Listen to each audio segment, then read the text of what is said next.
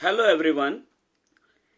Indirect taxes and GST के पिछले class में हमने VAT, service tax, excise duty और जीएसटी के बीच अंतर जाना। आज हम देखेंगे कि जीएसटी अर्लियर टैक्स स्ट्रक्चर की तुलना में किस तरीके से श्रेष्ठ है। हम आज देखेंगे difference between VAT regime and GST, पूर्ववर्ती वैट व्यवस्था एवं जीएसटी में अंतर, या हम कह सकते हैं superiority of GST over VAT regime, VAT की अपेक्षा जीएसटी की श्रेष्ठता।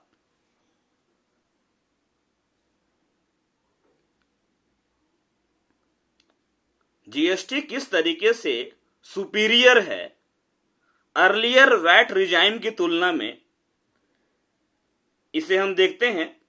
डिफरेंस समझने के लिए हम 3 कॉलम बना ले रहे हैं। एक में दिखाएंगे बेसिस ऑफ डिफरेंस, दूसरे में अर्लियर वैट टैक्स और तीसरे में प्रेजेंट जीएसटी। पहला अंतर हम कर लेते हैं स्ट्रक्चरल डिफरेंस, मतलब कि अर्लियर वैट रिजाइम का स्ट्रक्चर क्या था और आज जो जीएसटी रिजाइम है उसका स्ट्रक्चर क्या है। दोनों तरह के टैक्स की जो संरचना है उसके आधार पर क्या भिन्नता है वो हम देखते हैं।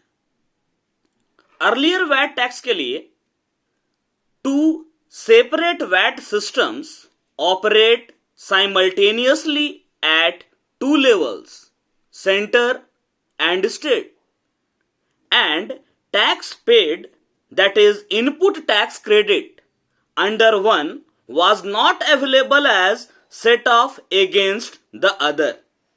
वैट में क्या था, 2 अलग अलग वैट का सिस्टम था जो दोनों एक साथ चल रहा था। एक तो सेंटर लेवल पर मतलब केंद्र के द्वारा और दूसरा स्टेट लेवल पर राज्य स्तर पर, और किसी एक लेवल पर जो टैक्स दिया जा चुका है वैट के तौर पर उसका क्रेडिट दूसरे में नहीं मिलता था।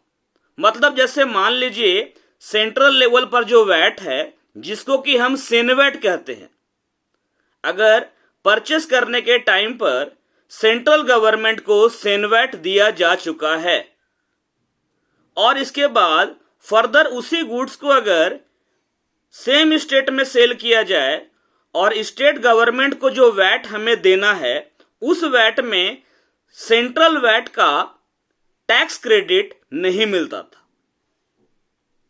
इसके अलावा tax on services was levied by centre under separate legislation. सेवाओं पर केंद्र सरकार के द्वारा कर लगाया जाता था, वो भी एक अलग कानून के तहत। इसके अलावा no comprehensive taxation of services at the state level, राज्य स्तर पर सेवाओं के करारोपण की कोई कॉम्प्रिहेंसिव व्यवस्था नहीं थी, मतलब विस्तृत व्यवस्था नहीं थी। Few services, for example, entertainment and luxury, are taxed under separate enactments. राज्य स्तर पर सेवाओं का विस्तृत करारोपण नहीं था। कुछ सेवाएं जैसे कि मनोरंजन, विलासिता, इनके एक अलग कानून के तहत कर योग्य बनाया गया था। इसके अलावा अंतिम बात, imports in India are not subjected to state VAT. Bharat में जो वस्तुओं का आयात किया जाता था उस आयात पर, इंपोर्ट पर स्टेट का वैट नहीं लगता था। मतलब हम ये कह सकते हैं कि अर्लियर वैट टैक्स का स्ट्रक्चर क्या था, केंद्र एवं राज्य स्तरों पर 2 पृथक वैट व्यवस्था प्रचलित थी। एक के अधीन चुकता कर की दूसरे में क्रेडिट स्वीकृति नहीं थी। सेवाओं पर केंद्र द्वारा पृथक करारोपण, राज्य स्तर पर सेवाओं का विस्तृत करारोपण नहीं, विलासिता, मनोरंजन सेवाएं कर योग्य थीं एक पृथक कानून में, और भारत में आयात वैट से बाहर था।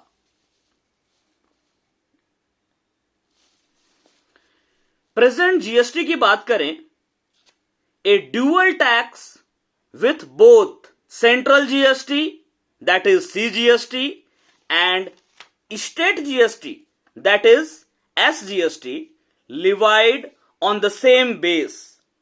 Thus, all goods and services, barring specified petroleum products and alcoholic liquor for human consumption, will be brought into the GST base. There will be no distinction between goods and services with a common legislation applicable to both. It allows seamless input tax credit. ये जो GST व्यवस्था है, इसमें एक ही आधार पर दोहरी कर प्रणाली के अधीन केंद्र एवं राज्य द्वारा सीजीएसटी एवं एसजीएसटी लगाया जाता है। वस्तुओं एवं सेवाओं को एक साथ कर योग्य बनाया गया है एक ही कानून के तहत, और इसके अलावा निर्बाध इनपुट क्रेडिट व्यवस्था, ये सब वर्तमान जीएसटी की संरचना में आते हैं।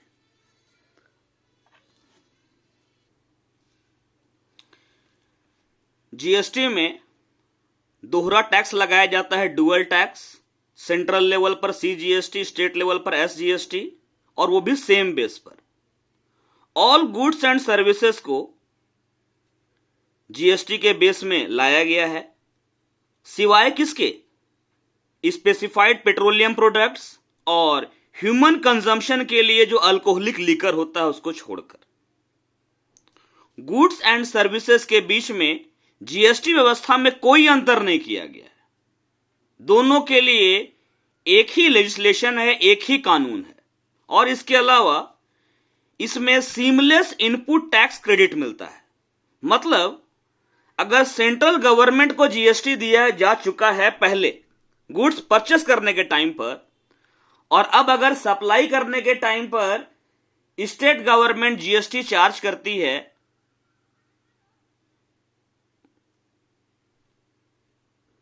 सॉरी मैंने सप्लाई कहने का मतलब ये है मेरा कि परचेस करने के टाइम पर जो जीएसटी दिया जा चुका है उसका क्रेडिट सप्लाई के समय कस्टमर से लिए गए जीएसटी में, मतलब जो जीएसटी आपको पे करना है उसमें इसका क्रेडिट मिलता है, छूट मिलता है, मतलब एडजस्टमेंट टैक्स का हो जाता है। अंतर का दूसरा आधार हम ले लेते हैं एक्साइज ड्यूटी, उत्पाद कर को।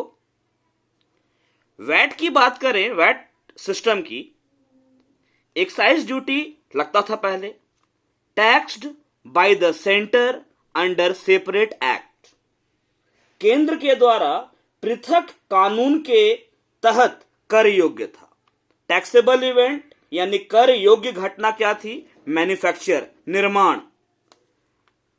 Taxed up to the manufacturing point, ये जो एक्साइज ड्यूटी है ये किस पॉइंट तक लगता था?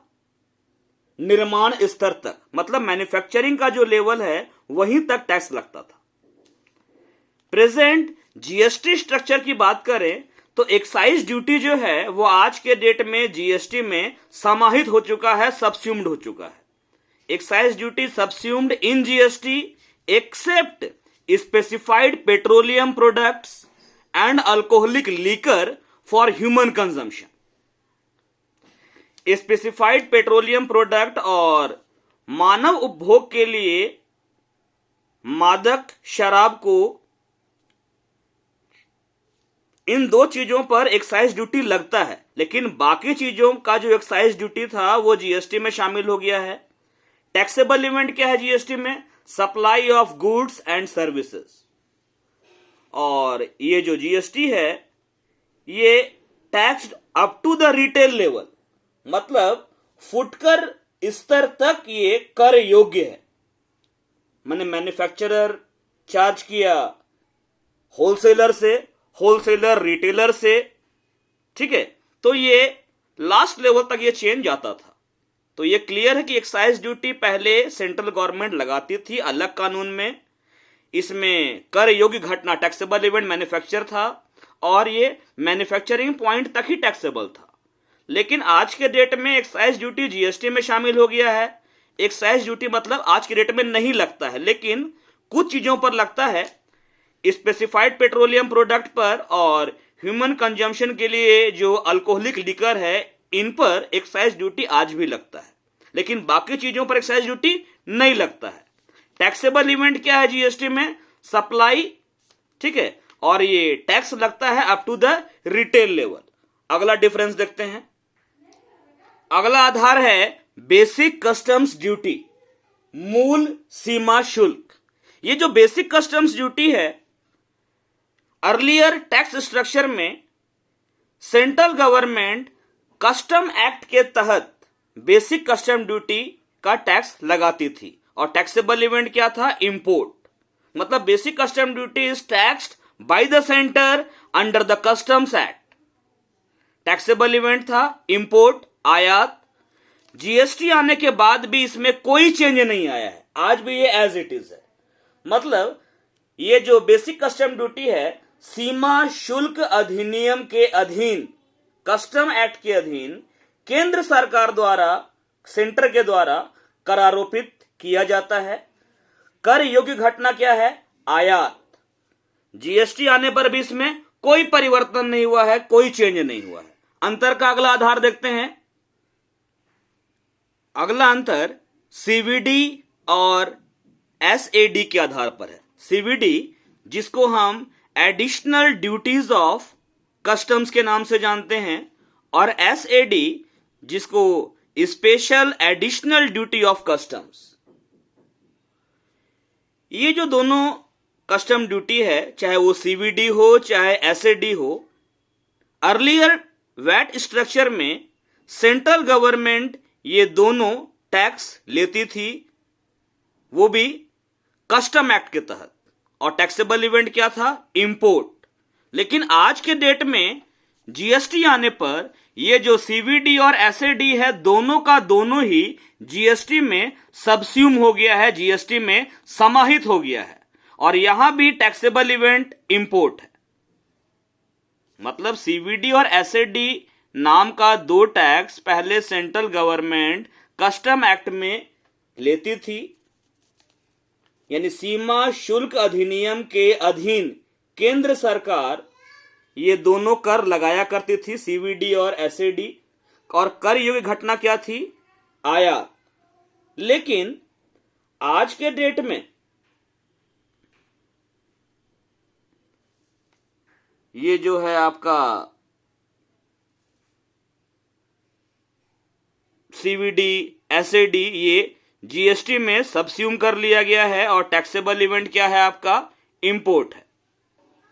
इस सीवीडी को हम काउंटर वेलिंग शुल्क भी बोलते हैं, काउंटर वेलिंग ड्यूटी, ठीक है।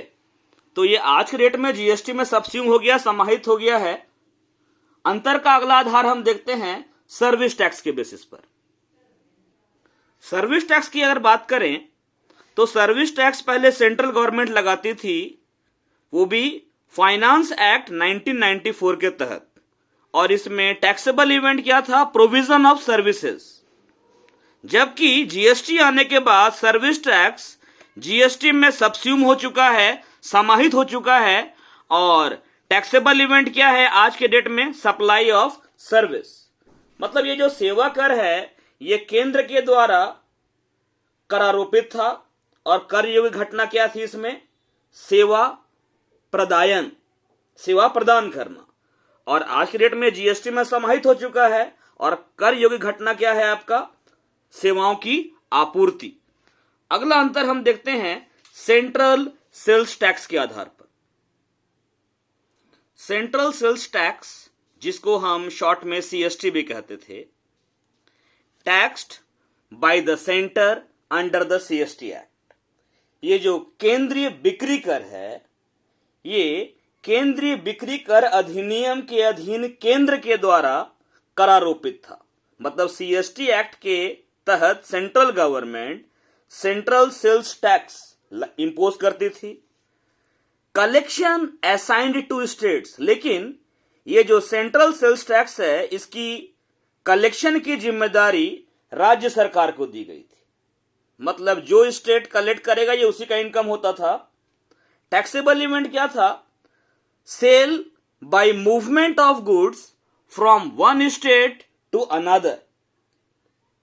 एक राज्य से दूसरे राज्य में वस्तुओं का विक्रय होने पर ये केंद्रीय बिक्री कर यानी सेंट्रल सेल्स टैक्स लगाया जाता था। जीएसटी आने पर ये सेंट्रल सेल्स टैक्स हट चुका है, to be phased out, applicable to goods kept outside the GST.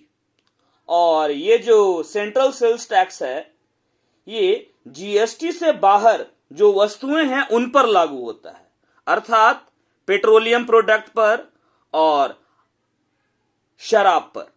मतलब specified petroleum products and alcoholic liquor for human consumption.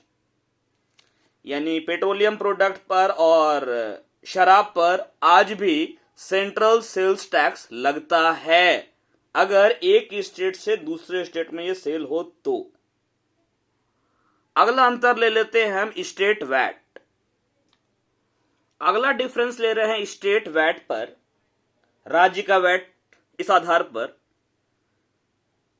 VAT regime में क्या था? ये जो स्टेट वैट था, ये टैक्स था बाय स्टेट्स। मतलब राज्य द्वारा करारोपण इसका होता था। और टैक्सेबल इवेंट क्या था इसमें? Sale within the state, एक ही राज्य में विक्रय। जीएसटी आने पर यह क्या हुआ?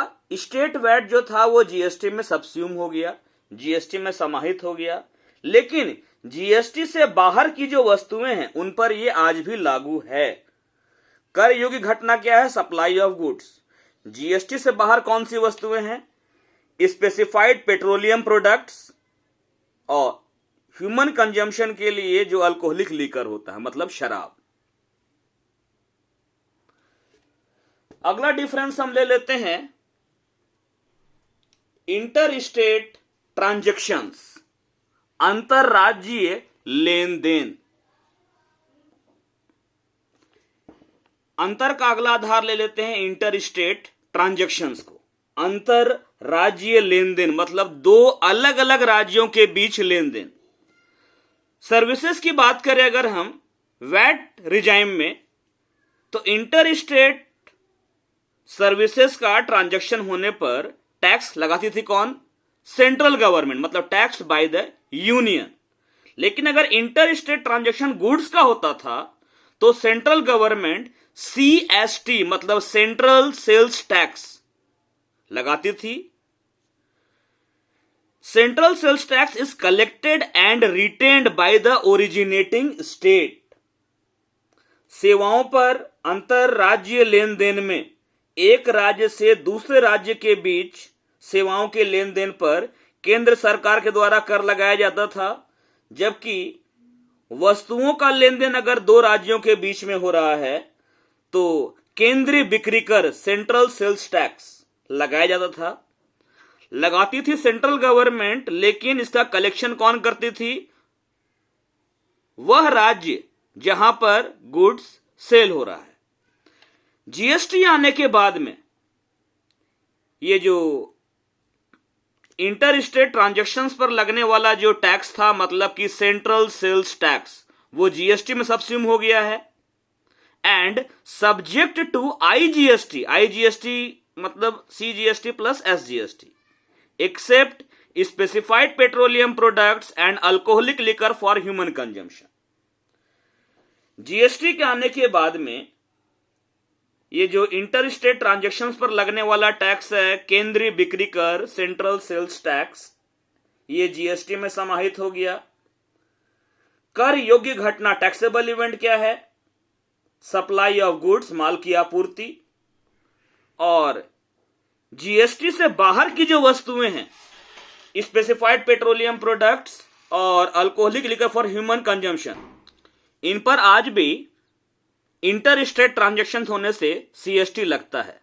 लेकिन जो नॉर्मल गुड्स है जिन पर जीएसटी लागू होता है, अगर उनका इंटर स्टेट ट्रांजैक्शन हो रहा है, मतलब गुड्स का चाहे सर्विसेज का, तो उस पर आईजीएसटी लगता है, इंटीग्रेटेड जीएसटी। अंतर का अगला आधार ले लेते हैं place of taxation. Place of taxation, करारोपण का स्थान, कर लगने का स्थान। ओल्ड वैट रिजाइम में place of taxation taxable at the place of sale of goods और रेंडरिंग ऑफ सर्विसेज, मतलब वस्तुओं का विक्रय अथवा सेवाओं की प्रदायगी का जो स्थान है, उस स्थान पर वैट रिजाइम में टैक्स लगता था। जीएसटी में क्या है? It is generally consumption, that is destination based tax, that is revenue shall go from producing state to consuming state। सामान्यतः ये जो जीएसटी है ये उपभोग आधारित कर है, मतलब गंतव्य आधारित, अर्थात उत्पादक राज्य से उपभोक्ता राज्य को आय होती है।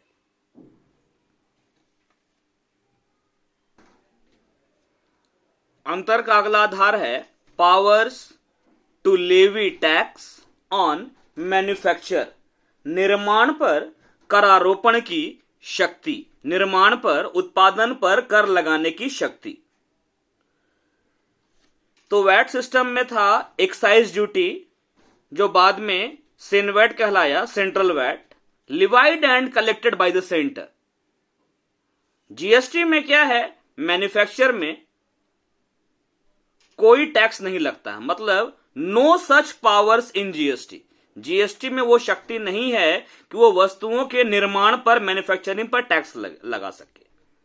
और टैक्स किस पर लगता था? जीएसटी में किस पर लगता है? Tax on the supply of goods, goods की सप्लाई पर टैक्स लगता है।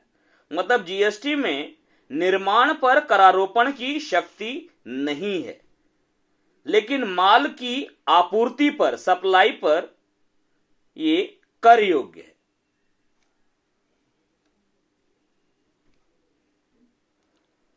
अंतर का अगला आधार है powers to levy tax on the sale of goods, माल विक्रय पर, वस्तुओं के विक्रय पर करारोपण की शक्ति। इंटर स्टेट सेल में, यानी वैट रिजाइम की बात कर रहे हैं, मतलब कि earlier indirect tax structure, inter state sale पर central government central sales tax लगाती थी गुड्स में, गुड्स के ट्रांसफर पर, और लोकल सेल में स्टेट गवर्नमेंट, राज्य सरकार, स्टेट का वैट लगाती थी। जीएसटी की बात करते हैं। जीएसटी में unless otherwise agreed concurrent powers to the centre and states, मतलब जब तक कुछ अन्यथा ना कहा जाए, केंद्र एवं राज्य दोनों को समवर्ती शक्ति प्रदान की गई है, concurrent powers. However power to levy tax on the inter state supply of goods vests with the centre only, अंतरराज्यीय माल आपूर्ति पर केंद्र द्वारा ही करारोपण किया जाएगा, जिसका नाम होगा आईजीएसटी। मतलब इंटर स्टेट सेल में सेंट्रल गवर्नमेंट आईजीएसटी नाम का टैक्स लगाएगी, जबकि लोकल सेल में सेंट्रल और स्टेट दोनों को ही जीएसटी लगाएगी। अंतर का अगला आधार देखते हैं हम। अंतर का अगला आधार हम ले रहे हैं powers to levy tax on provision of services, सेवा प्रदायगी पर करारोपण की शक्ति। वैट सिस्टम में केंद्र सरकार द्वारा सेवा कर लगाया जाता था, मतलब central government service tax impose करती थी। लेकिन जीएसटी की अगर बात करें तो यदि अन्यथा नहीं हो तो केंद्र एवं राज्य दोनों को समवर्ती शक्ति मिली हुई है। हालांकि अंतरराज्यीय सेवा आपूर्ति पर केंद्र सरकार के द्वारा आईजीएसटी लगाया जाएगा, मतलब यही जो डिफरेंस था यही डिफरेंस यहां भी आएगा। Unless otherwise agreed concurrent powers to the center and states. However, power to levy tax on the interstate supply of services vests with the center only. मतलब सर्विसेज का अगर इंटर स्टेट सप्लाई हो रहा है तो सेंट्रल गवर्नमेंट आईजीएसटी लगाती, और अगर सर्विसेज का लोकल सेल हो रहा है तो उस कंडीशन में सेंट्रल और स्टेट दोनों को जीएसटी लगाती। जीएसटी के आने पर यह क्लियर है, लोकल सप्लाई में सीजीएसटी सेंट्रल गवर्नमेंट और एसजीएसटी स्टेट गवर्नमेंट लगाएगी। इंटर स्टेट सप्लाई अगर सर्विसेज का होगा तो सेंट्रल गवर्नमेंट आईजीएसटी लगाएगी, और आईजीएसटी क्या होगा, सीजीएसटी प्लस एसजीएसटी। अंतर का अगला आधार देखते हैं, tax on import into India. Tax on import into India, Bharat में आयात पर करारोपण। गुड्स का अगर इंपोर्ट किया जाता तो वो टैक्सेबल था under customs duty, comprises basic custom duty, additional duties of custom and special additional duties. Services का अगर इंपोर्ट किया जाता तो यह टैक्सेबल था सर्विस टैक्स में। जीएसटी के आने पर भी basic custom duty on goods, इसमें कोई चेंज नहीं हुआ है, वो पहले भी लगती थी आज भी लग रही है, लेकिन additional duties of customs and special additional duties on imports of goods and import of services subsumed in GST. ये सीवीडी और एसएडी जीएसटी में शामिल हो गया है। IGST integrated GST to be levied, और इसके अलावा input tax credit of which would be available, और इसका इनपुट टैक्स क्रेडिट भी मिलता है। मतलब भारत में अगर माल का आयात किया जा रहा है तो सीमा शुल्क अधिनियम के तहत मूल सीमा शुल्क और आपका सीवीडी और एसडी लगता था। सर्विसेज का इंपोर्ट करने पर सर्विस टैक्स। ये जीएसटी आने से बीसीडी बेसिक कस्टम ड्यूटी मूल सीमा शुल्क में कोई परिवर्तन नहीं हुआ है। सीवीडी और एसएडी को जीएसटी में समाहित कर दिया गया है। अगर सर्विसेज का इंपोर्ट किया जा रहा है तो आईजीएसटी के रूप में जीएसटी लगेगा और इसका इनपुट टैक्स क्रेडिट भी मिलेगा। अंतर का अगला आधार लेते हैं। अंतर का अगला आधार है tax on export of goods and services, माल अथवा सेवाओं का निर्यात।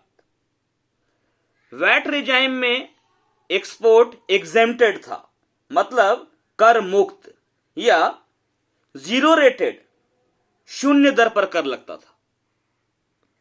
जीएसटी आने पर भी इसमें कोई परिवर्तन नहीं हुआ है, नो चेंज।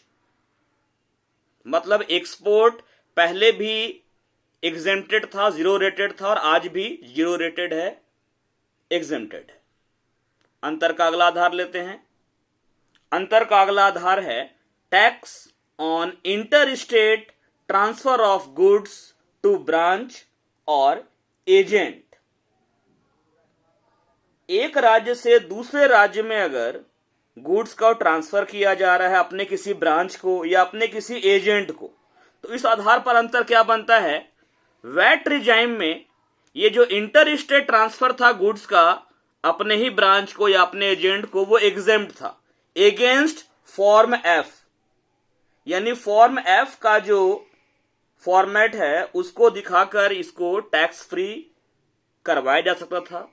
जबकि जीएसटी में अगर इंटर स्टेट ट्रांसफर किया जा रहा है गुड्स का अपने ही ब्रांच को या एजेंट को, तो वो टैक्सेबल है। अगला आधार अंतर कर लेते हैं, tax on transfer of goods to branch और एजेंट विद इन स्टेट। राज्य के अंदर ही अपने ब्रांच या अपने किसी एजेंट को गुड्स का अंतरण या ट्रांसफर। पुराने सिस्टम में, वैट सिस्टम में, ये जनरली एग्जेम्प्ट था, सामान्यतः कर मुक्त था, लेकिन डिपेंड्स अपॉन स्टेट प्रोसीजर्स, राज्य प्रक्रिया पर यह निर्भर था। जीएसटी के आने पर ये टैक्सेबल हो सकता है यदि ट्रांसफर करने वाले का और ट्रांसफर पाने वाले का जीएसटिन सेम नहीं है तब। मतलब tax on transfer of goods to branch और agent within state under GST might be taxable unless GSTin of transferor and transferee is same। मतलब ये सेम नहीं होगा तो टैक्सेबल हो जाएगा। क्रॉस लेवी सेट ऑफ मतलब इनपुट टैक्स क्रेडिट का मिलना। वैट सिस्टम में excise duty and service tax, इनके बीच में क्रॉस सेट ऑफ अलाउड था। मतलब एक्साइज ड्यूटी का input tax credit service tax जो पेएबल था उसमें मिलता था। इसी तरीके से है ना, जीएसटी में भी सीजीएसटी का सेट ऑफ सीजीएसटी से होगा और एसजीएसटी का एसजीएसटी से। मतलब क्रॉस सेट ऑफ जो है सीजीएसटी का एसजीएसटी से और एसजीएसटी का सीजीएसटी से वो अवेलेबल नहीं है। इसी तरीके से ओल्ड स्ट्रक्चर में no cross set off between CENVAT and VAT, central VAT और स्टेट वैट के बीच में क्रॉस सेट ऑफ अवेलेबल नहीं था। वही आज भी है, सेंट्रल जीएसटी और स्टेट जीएसटी के बीच में क्रॉस सेट ऑफ अवेलेबल नहीं है। मतलब सेंट्रल जीएसटी का सेट ऑफ सेंट्रल जीएसटी से ही होगा और स्टेट जीएसटी का सेट ऑफ स्टेट जीएसटी से होगा। अंतर का अगला आधार है कास्केडिंग इफेक्ट, मतलब सोपानी प्रभाव, टैक्स अपॉन टैक्स या tax on tax. Old system में, वैट सिस्टम में allows tax credit between excise duty and service tax. Excise duty और सर्विस टैक्स के बीच में टैक्स का क्रेडिट अवेलेबल था, but not with VAT on purchase of goods. लेकिन excise duty का क्रेडिट वैट के साथ में नहीं था, ठीक है। लेकिन जीएसटी में, जीएसटी जो है ये सीमलेस टैक्स क्रेडिट अलाउ करता है। मतलब निर्बाध टैक्स क्रेडिट पूरी श्रृंखला में स्वीकृत है, हर एक लेवल पर। अंतर का आखिरी आधार देखते हैं, stamp duty on immovable property, मतलब अचल संपत्ति पर स्टाम्प शुल्क। ये वैट सिस्टम में इमूवेबल प्रॉपर्टी पर स्टाम्प ड्यूटी कौन लगाता था? स्टेट गवर्नमेंट, मतलब presently taxed by the states. और जीएसटी आने पर भी यही रूल है। मतलब आज के डेट में भी अचल संपत्ति को अगर हस्तांतरित किया जा रहा है तो उस पर लगने वाला स्टाम्प शुल्क कौन लगाता है? State government. ये जीएसटी में समाहित नहीं हुआ है। तो ये हमने देखा कि किस तरीके से वैट व्यवस्था में कुछ कमी थी, या ये कहा जाए कि किस तरीके से जीएसटी जो है वो वैट की तुलना में श्रेष्ठ है। हमने अंतर देखा है। Thank you for watching this. आप लोग अपना अटेंडेंस जरूर बनाएंगे। कोई प्रॉब्लम हो आप डाउट अपना पूछ सकते, लेकिन डाउट उसी टॉपिक से होगा जो मैंने बता दिया है वीडियो में। ऐसा नहीं है कि मैंने बताया जो है आप वो ना पूछें, कुछ और ही पूछने लगे। ठीक है, थैंक यू।